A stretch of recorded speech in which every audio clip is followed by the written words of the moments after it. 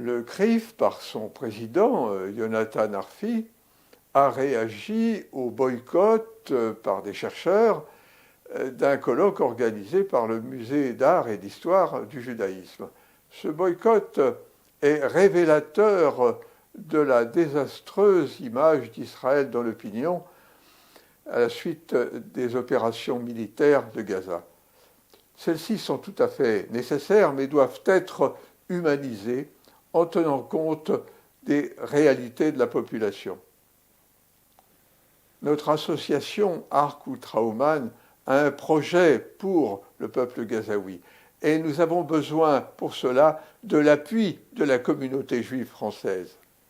Il ne s'agit surtout pas d'envoyer des vivres à Gaza qui tomberaient immédiatement entre les mains du Hamas et ne serviraient qu'à le renforcer.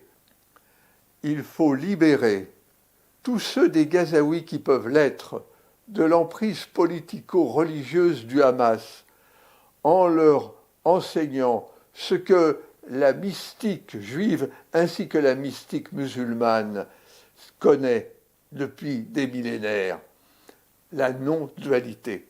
La non-dualité signifie que derrière le visage de chacun de nous se trouve un être universel qui fait une nouvelle expérience humaine.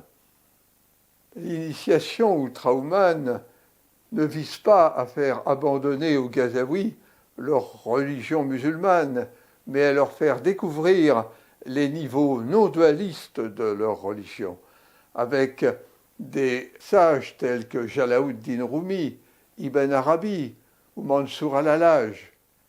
La sagesse est universelle.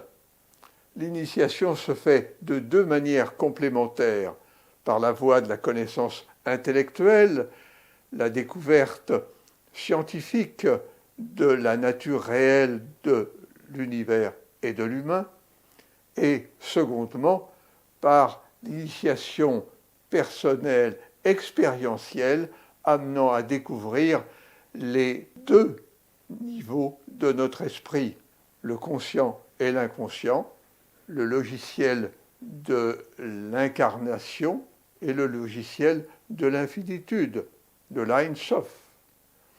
Ces deux logiciels sont aussi représentés symboliquement par les deux triangles croisés de l'étoile de David. Le triangle qui pointe vers le bas est l'expression ordinaire, tandis que celui qui pointe vers le haut représente la conscience unitive.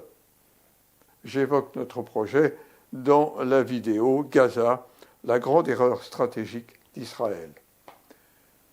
Après toutes ces erreurs, nous devons maintenant nous ouvrir aux réalités que les sages enseignent depuis des millénaires.